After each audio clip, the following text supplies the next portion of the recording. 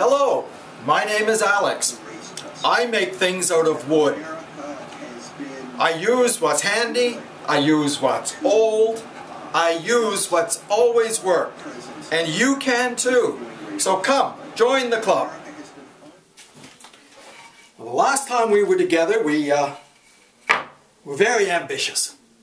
We took our piece of rough board, planed it smooth and flat and out of winding, marked it as a face, planed an edge straight and square to the face, marked it. And I said this will be our reference point for anything else we do with that piece of board. Well, the next thing, I guess, is to take this piece of board that has one good corner, one good face, one good edge, and clean up the rest of the board. Now typically what you're going to do is you're going to want a board that's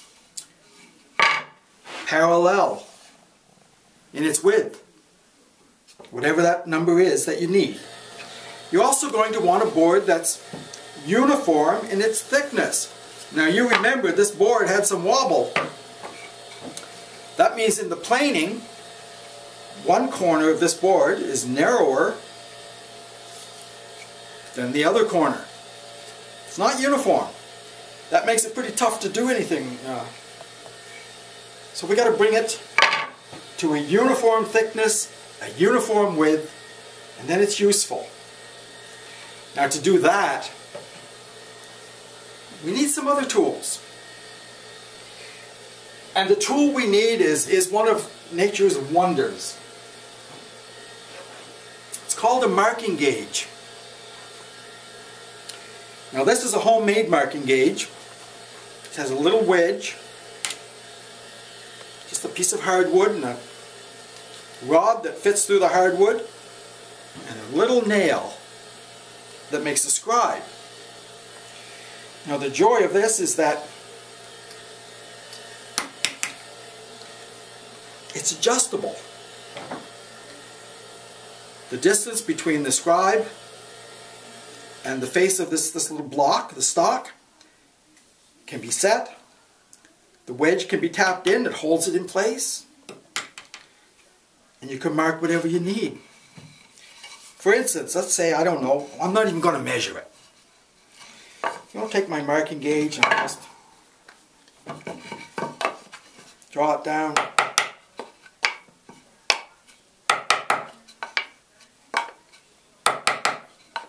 Yeah, close enough. Tighten up. Now, because that's our reference edge,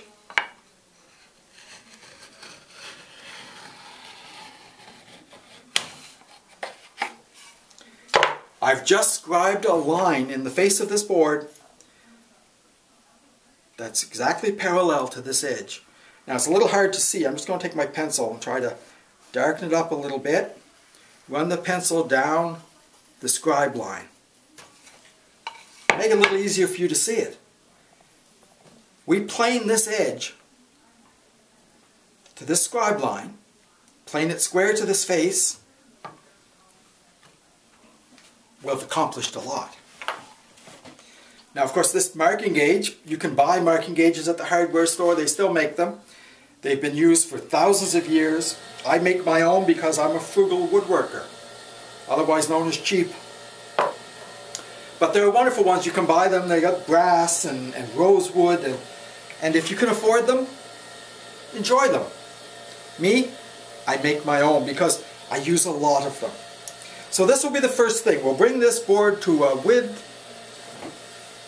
and then after that we have one more project to accomplish with this board. And that's to take our marking gauge, reset it, and we can mark all around the board. And if we plane this face down to that marking line, we'll have a board that's uniform in thickness and also straight and out of winding, because the face we go from is straight and out of winding. But first, we'll put the edge on the board. Now to plane this edge down to the scribe mark, We'll just put it in the vise as we did the other edge. And we've got to take off a fair bit of wood because that was rough sawn. Now to start, I'm just going to use wooden jack plane. Set pretty crude.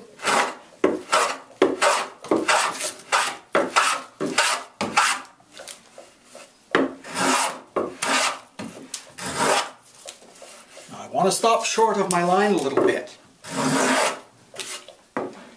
Notice a different sound when you use a wooden plane as opposed to the metal plane?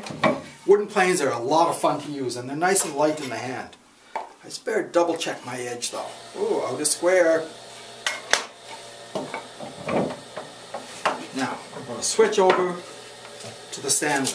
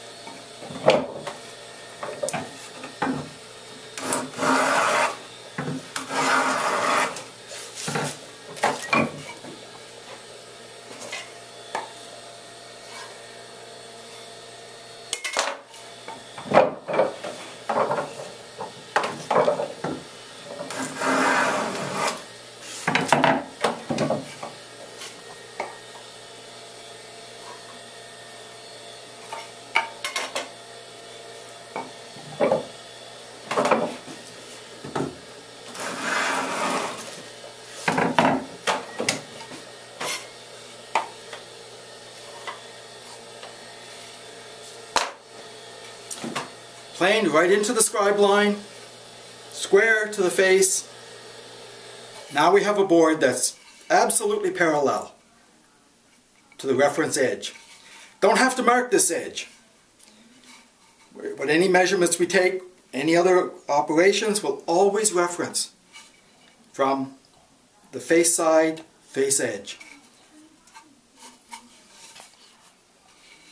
Now, getting this parallel edge, square and straight, that's the first part of what we got to do to make this a really usable piece of wood.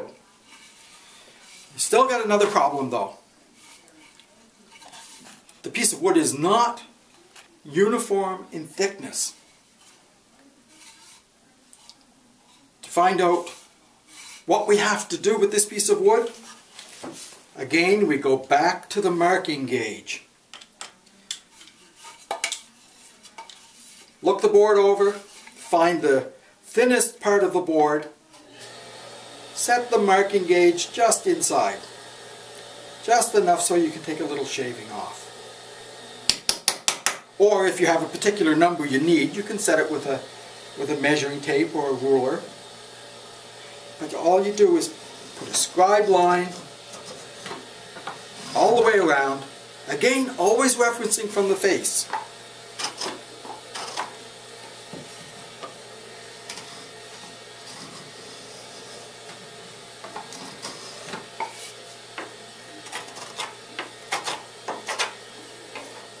Now, I'll see if I can darken this up a bit for you.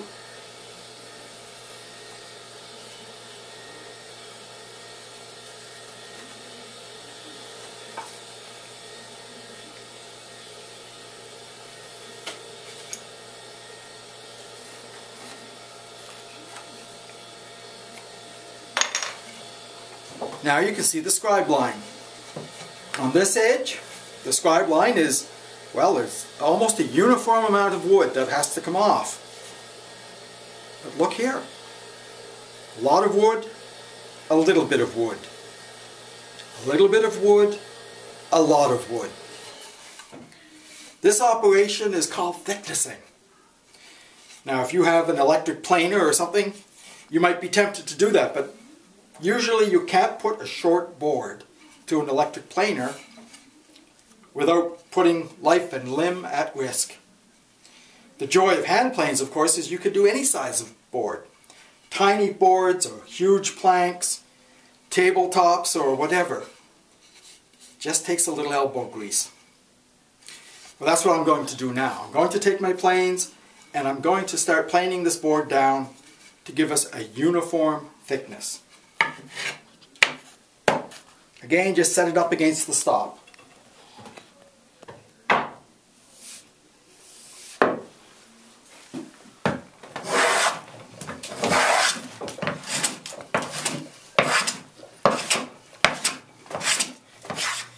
Well, our piece of wood is almost planed down. I did most of the planing with my wooden jack plane. Heavy cut, take it off quickly. Don't spend all day doing it. But we're just about ready. Another